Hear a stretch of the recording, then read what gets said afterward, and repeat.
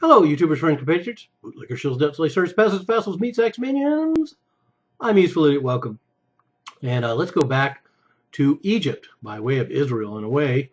And remarkably, Israeli Defense Minister Moshe Yaalon admitted at his AIPAC speech that the overthrow of Mohammed Morsi and the installation of General Al-Sisi in Egypt was planned in cooperation with Egyptian and Gulf intelligence agencies, and that Israeli interests will always be served by having military regimes in the Arab world, especially Egypt.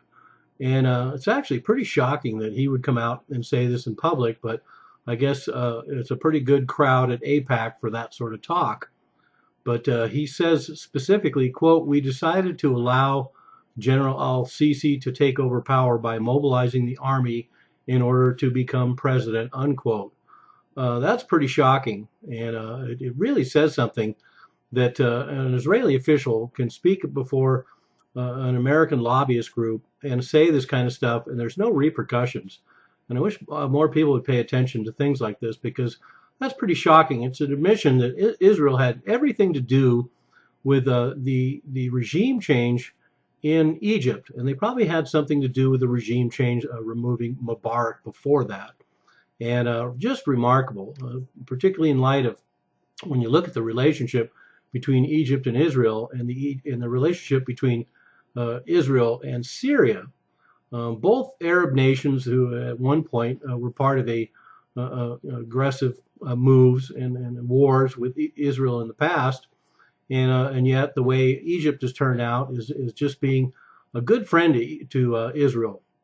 And yet Syria becomes this next Hitler and needs to be removed from power.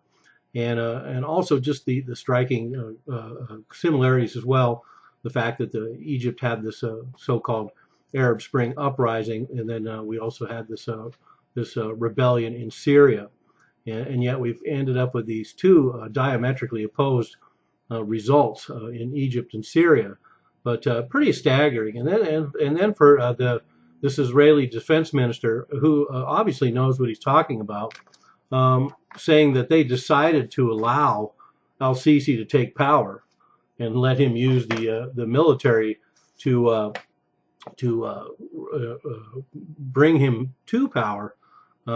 Pretty astounding. It says that Israel has a lot of control, and it'd be no surprise to find out that if they have that much control in Egypt, they must have a pretty fair amount of control in all the countries around that region, and can affect change. And of course, we've seen that, because a lot of its enemies that don't comply, Egypt complied, and they have relative stability, and Israel is helping obviously to maintain it there. But if you oppose Israel, you end up like Iraq, and you end up like Syria.